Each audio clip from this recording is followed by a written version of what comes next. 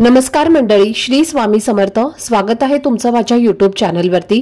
आजचा दिवस तुम्हा सर्वांना खूप छान, सुखाचा, आनंदाचा आणि समाधानाचा जाऊ देत, हीच मी स्वामींच्या चरणी प्रार्थना करते आणि आजच्या या नवीन व्हिडिओला सुरुवात करते.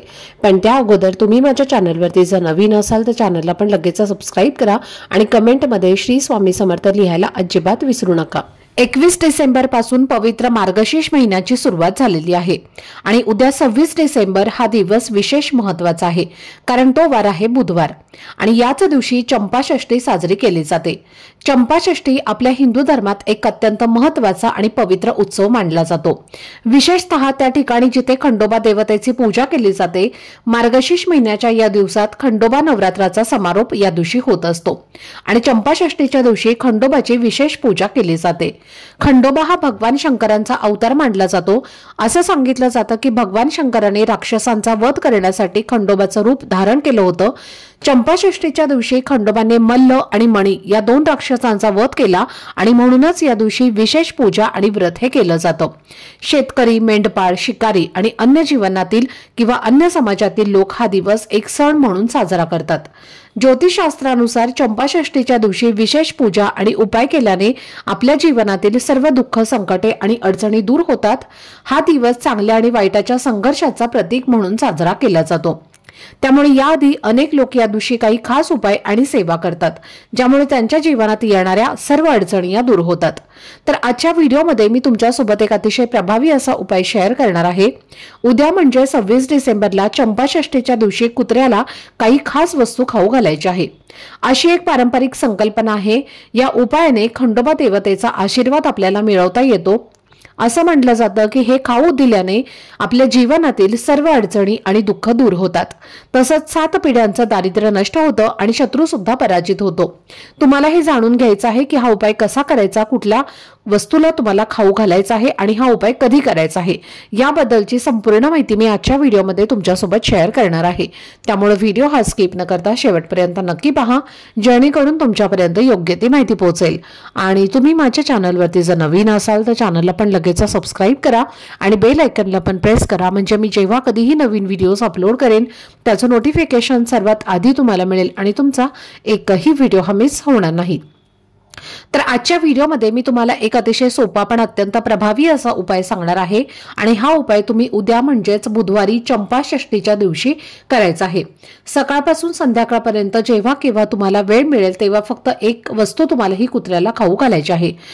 त्यामुळे या दिवशी तुम्हाला संपूर्ण शुभफळ हे प्राप्त होईल असं मानलं जातं. उद्या तुम्ही उपवास नाही केला तरीही चालेल, पण खंडोबाची पूजा केली नाही तरीही चालेल किंवा घरात काही विशेष सेवा तुम्हाला करता नाही आली तरी सुद्धा काही हरकत नाही, कारण फक्त हा एक छोटासा उपाय केल्याने सुद्धा खंडोबा तुमच्यावरती प्रसन्न होतात आणि तुमच्या जीवनातले दुःख, संकट आणि शत्रूंचा नाश होतो, अशी धार्मिक मान्यता आहे. खंडोबा हे शिवशंकरांचा एक अवतार मानले जातात आणि कुत्रा हे त्यांचं वाहन मानलं जातं.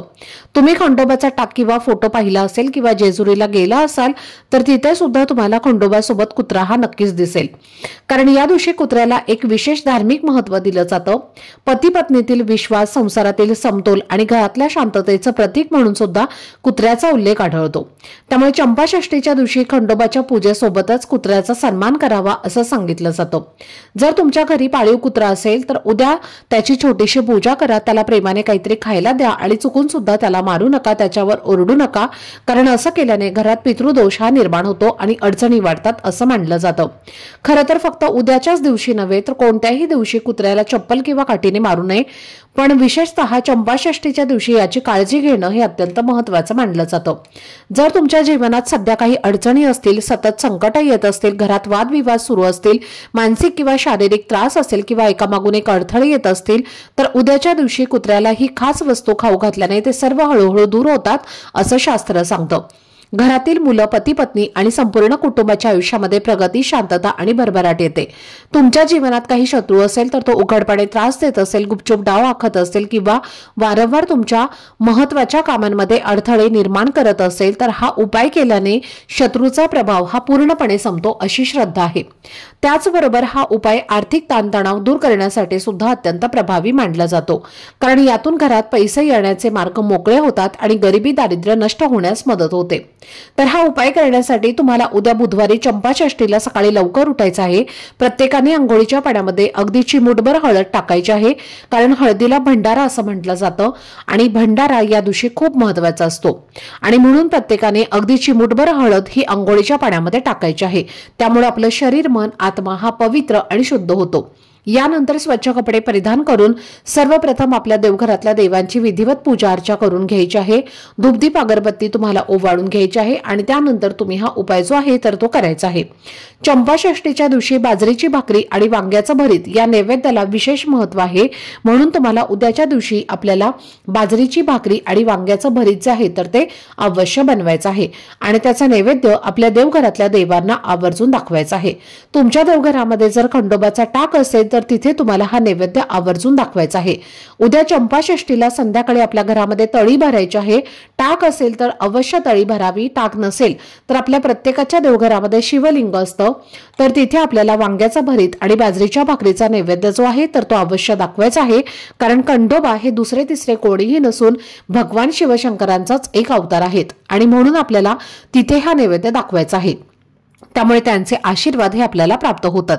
तसेच या दिवशी तुम्हाला शक्य असेल तर तळी सुद्धा नक्की भरायची आहे। तुमच्या देवघरामध्ये खंडोबाचा टाक नसेल तर एक सुपारी जी आहे तर ती ताटामध्ये घ्यायची आहे आणि तळी जी आहे तर ती तुम्हाला भरायची आहे। तळी कशी भरतात हे प्रत्येकालाच माहिती आहे, कारण प्रत्येकाच्या घरामध्ये तळी जी आहे तर ती भरली जाते। आता अशी कोणती वस्तू जी आहे तर ती तुम्हाला उद्या कुत्र्याला खाऊ घालायची आहे, तर पहा, उद्या सकाळी जेव्हा तुम्ही स्वयंपाक करणार आहात तर तेव्हा तुम्हाला सकाळी, दुपारी किंवा संध्याकाळी जेव्हा केव्हा तुम्ही स्वयंपाक करणार आहे तेव्हा तुम्हाला एक चपाती जी आहे तर ती बनवायची आहे किंवा एक छोटीशी भाकरी तुम्हाला बनवायची आहे। तुमच्या सगळ्या चपात्या किंवा भाकऱ्या करून झाल्यानंतर शेवटची तुम्हाला जी भाकरी किंवा जी चपाती आहे तर ती बनवायची आहे, कारण पहिली चपाती ही गाईला दिली जाते आणि शेवटची भाकरी किंवा चपाती ही कुत्र्याला दिली जाते, म्हणून शेवटची एक भाकरी आपल्याला छोटीशी अगदी बनवायची आहे नैवेद्याच्या आकाराची आणि त्यावरती आपल्याला वांग्याची एक फोड ठेवायची आहे किंवा वांग्याचं भरीत तुम्ही ठेवू शकता, अगदी थोडंसं ठेवायचं आहे आणि त्यानंतर हा नैवेद्य जो आहे तर तो तुम्हाला कुत्र्याला खाऊ घालायचा आहे। आता हा नैवेद्य खाऊ घालताना डायरेक्टली तुम्हाला जमिनीवरती ठेवायचं नाही, नेहमीसारखं एखादा पेपर घ्या किंवा एखादी पत्रावळी असेल तर ती घ्या किंवा प्लेट घेतली तरी सुद्धा चालेल आणि त्यामध्ये आपल्याला हा नैवेद्य जो आहे तर तो कुत्र्यासमोर ठेवायचा आहे, कुत्र्याला खाऊ घालायचा आहे। जर तुमच्याकडे बाजरीचं पीठ असेल तर बाजरीच्या पिठाची भाकरी तुम्हाला बनवायची आहे, म्हणजे बाजरीच्या पिठात हा नैवेद्य तुम्हाला बनवायचा आहे। बाजरीचं पीठ नसेल तर मग तुम्ही चपाती किंवा ज्वारीची भाकरी सुद्धा बनवू शकता आणि त्यावरती तुम्ही असं थोडंसं वांग्याचं भरीत आहे तर ते ठेवायचं आहे।